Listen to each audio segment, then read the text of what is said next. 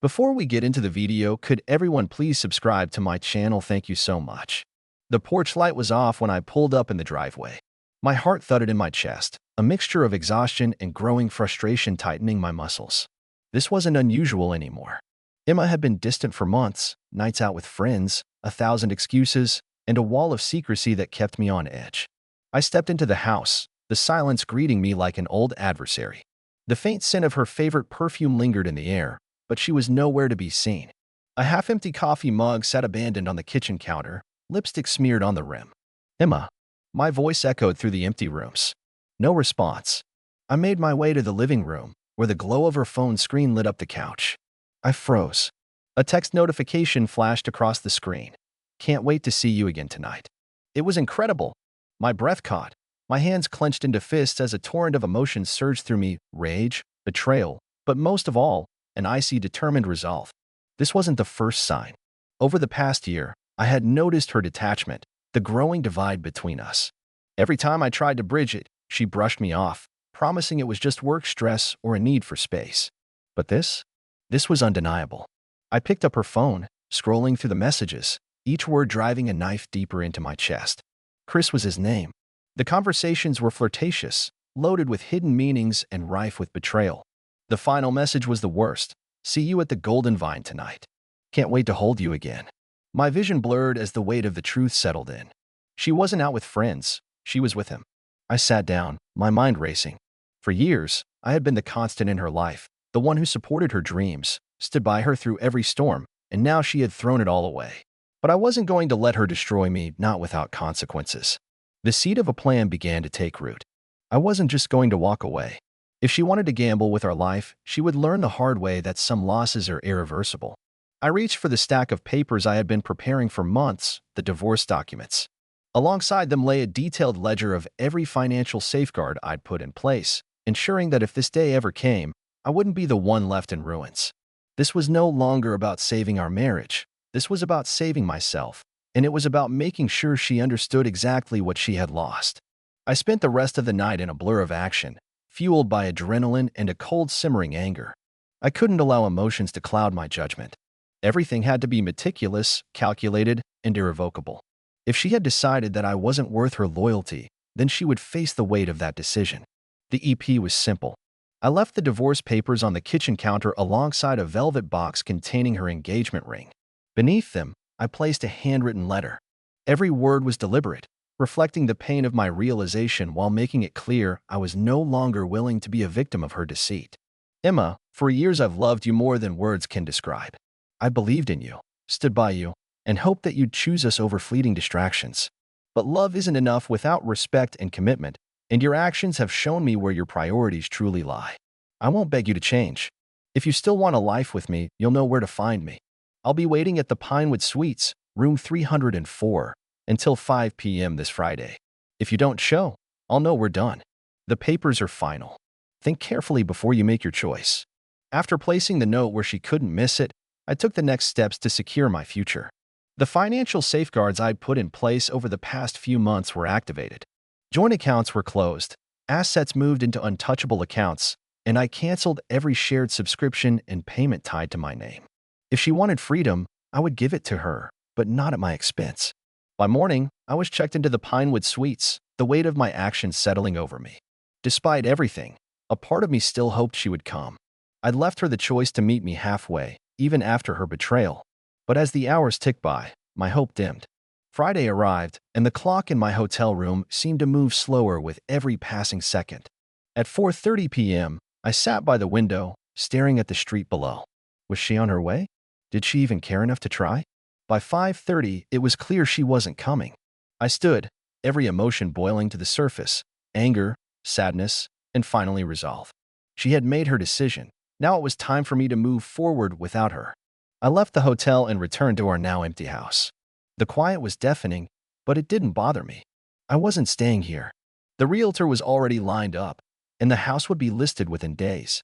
When Emma finally came home that evening, the reality of her choices hit her. She called my name, her voice tinged with irritation and confusion. Then she saw the letter, the papers, and the empty spaces where my belongings had once been. I watched from my car parked down the street, waiting to see her reaction. The light in the kitchen flicked on, and I imagined her reading my words, the truth sinking in. She crumpled the letter in her hand, her shoulders tense with anger or disbelief. I couldn't tell which. I drove away, leaving her to face the silence of the life she had chosen. The next few weeks were a whirlwind. The divorce proceedings began immediately, and my lawyer, Sarah, was relentless. Every safeguard I put in place was airtight, leaving Emma with little to contest. During our first court appearance, she tried to paint herself as a victim, claiming he was overwhelmed and needed an escape from our routine life. But Sarah dismantled her arguments with precision, presenting evidence of her infidelity and financial irresponsibility. Hotel receipts, messages from her phone, and even witness accounts painted an irrefutable picture of her betrayal. Emma's attorney tried to argue against the admissibility of some of the evidence, but it was no use. I saw the realization dawn on her face as the judge listened to Sarah's arguments. For the first time, she looked at me with something other than defiance. Was it regret? Guilt? It didn't matter. As the legal battles unfolded, I began to rebuild my life. I moved into a new apartment closer to the city, focusing on my career and reconnecting with friends I'd neglected during my marriage. Every step forward felt like shedding a layer of pain, leaving me lighter and stronger. Meanwhile, Emma's life seemed to spiral. Mutual friends distanced themselves from her, and whispers of her choices began to follow her everywhere. She tried to keep up appearances at her job, but the cracks were visible. One evening, months after the divorce was finalized, I ran into her at a coffee shop. She looked different. The confident, vibrant woman I had once loved now seemed weary, her eyes carrying a weight I couldn't ignore. "Luke," she said softly, her voice lacking its usual spark.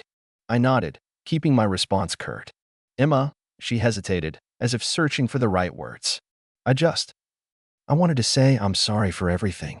I studied her for a moment, considering her apology. Part of me wanted to lash out, to remind her of everything she had done, but another part, the part that had finally moved on, simply nodded. "I hope you find what you're looking for," I said, my voice steady as I walked away. I felt an overwhelming sense of closure. She had made her choices, and I had made mine. The days turned into weeks, and life began to feel normal again. Though the wounds of betrayal had left permanent scars, I channeled my energy into my work, throwing myself into long hours and ambitious projects. The distraction was welcome, but it wasn't just about staying busy. It was about building a new life for myself. Yet even as I moved forward, there were moments when the memories crept back in. Quiet evenings would sometimes bring flashes of Emma's laughter, the warmth we'd once shared, and the promises we'd made. It was like staring at a house you used to call home, now reduced to rubble. But I had to remind myself Emma wasn't the woman I thought I knew. The betrayal wasn't a mistake or a lapse in judgment. It was a choice she made repeatedly. Each decision to lie, to prioritize her selfish desires over our marriage, was another nail in the coffin of our relationship. One afternoon, while sorting through some old boxes, I stumbled upon a collection of photos from our early years together. A younger version of myself stared back, smiling beside Emma as we stood on the edge of a cliff during a road trip. I remembered the day vividly, the way she teased me about my fear of heights, the way her laughter had echoed through the canyon. It hit me then how much I had romanticized those memories, how blind I had been to the cracks that had existed even then. Emma had always been restless, chasing thrills and validation in ways that left me struggling to keep up. I thought I could be her anchor, but she had been looking for a different kind of escape. As I placed the photos back into the box, I felt something shift within me, a release. Those moments were no longer chains holding me back. They were simply echoes of a past life, a life that no longer defined who I was. Months later, I heard through mutual friends that Emma was struggling. She had moved into a small apartment in the city and was rumored to be having trouble at work.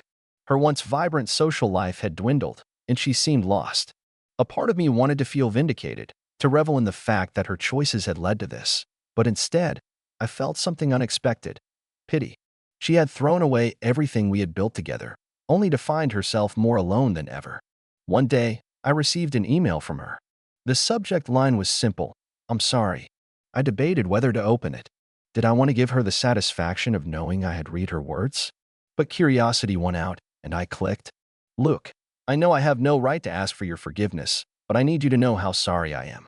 I've spent the last few months replaying everything in my head, and I can't believe how blind I was to what I had. You were always there for me, always patient, always loving, and I threw it all away. I can't undo the damage I've caused, but but I want you to know that I see it now. I see how much I hurt you, and I hate myself for it. I hope you're finding happiness, even if it's without me. You deserve it more than anyone I've ever known. Emma. I read the message twice, my emotions a mix of anger, sadness, and closure.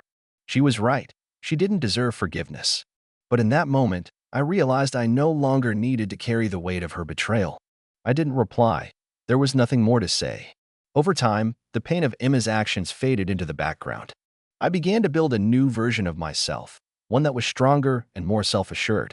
Friends often commented on how much happier I seemed, and for the first time in years, I felt free. I met new people, explored new hobbies, and even began to entertain the idea of dating again. But this time, I wasn't looking to fill a void. I was looking for someone who truly valued partnership, honesty, and respect. One evening, as I walked through the park near my new apartment, I felt a sense of peace wash over me. The sun was setting, casting golden hues across the sky, and the laughter of children filled the air. I thought of Emma, not with anger or regret, but with gratitude. Her betrayal had been a painful lesson, but it had also been a turning point, a chance for me to rebuild my life on my terms for the first time. I realized that I wasn't just moving on, I was moving up. As the months turned into a year, my life had undergone a quiet transformation. I'd reclaimed my happiness, but it wasn't the flashy, surface-level joy Emma had always chased. It was a deeper, more grounded contentment. My career was thriving, and I had surrounded myself with people who respected and valued me for who I was. But just when I thought I had put it all behind me, a ripple from the past returned to test my resolve. It started with a message from an unknown number. "Look, I need to talk to you. It's important." The number was unfamiliar, but I knew instantly who it was: Emma. I stared at the message, the cursor blinking in the text field where I could reply. My mind raced with possibilities. What could she possibly want now? The divorce had been finalized, the assets divided, and the dust long settled. Against my better judgment, I typed back, "What do you need?" Her response was almost immediate. "Can we meet just once? I need to explain something." My first instinct was to delete the message and move on, but a nagging curiosity lingered. After everything she had done, I couldn't imagine what more she could have to say. Against my better judgment, I agreed to meet her. We met at a small cafe on the outskirts of the city, a neutral ground that neither of us had frequented before. When I arrived, Emma was already there, sitting at a table by the window. She looked different. The confidence that had once defined her seemed diminished, replaced by a weariness that etched lines into her face. "Look," she said softly when I approached, her voice carrying none of the bravado I remembered. I nodded, taking the seat across from her. "You said you needed to talk." She hesitated, her hands fidgeting with the coffee cup in front of her. For a moment, I thought she might back out, but then she took a deep breath. "I've made a mess of everything," she began, her voice trembling. "And I don't expect you to forgive me, but there's something you don't know, and I need to tell you." Her words caught me off guard. After all this time, what could possibly still be left unsaid? "Go on," I said, keeping my tone neutral. Emma swallowed hard, her eyes filling with unshed tears. "I thought I could handle everything on my own. I thought I didn't need anyone, not you, not anyone. But I was wrong, and now I'm facing the consequences of my choices." Her voice cracked, and she looked away, struggling to continue. "Emma," I said, my patience wearing thin. "If you want me to listen, you need to get to the point." She flinched but nodded. "Chris, the man I cheated with, he wasn't who I thought he was. He used me, manipulated me, and left me when I was at my lowest. And now he's trying to ruin what little I have left. He's threatening to tell my boss about our affair, to send messages and photos that would destroy my career. I thought maybe you could help me." Her words hung in the air. In a mix of desperation and misplaced hope, I leaned back in my chair, letting her record settle. The audacity of it was almost laughable. After everything she had done, after shattering our marriage, betraying my trust, and choosing her selfish desires over our life together, she wanted me to save her from the fallout of her own actions. "Emma," I said, my voice cold and measured, "I'm not your savior anymore." Her face crumpled, the tears she had been holding back finally spilling over. "I know I don't deserve it," she whispered, "but I don't know who else to turn to." I stood, my chair scraping against the floor. "You made your choices, and now you have to live with them. I won't clean up your mess." For a moment, she looked up at me with something I hadn't seen in years: genuine regret. But it was too late. Walking out of that cafe, I felt a strange mix of emotions: relief, vindication, and a lingering sadness for the woman Emma had become. She had been given every chance to change, every opportunity to choose a better path, and she had squandered them all. I wouldn't be drawn back into her chaos. My life was finally mine again, and I intended to keep it that way. From that moment on, Emma was no longer a shadow in my life.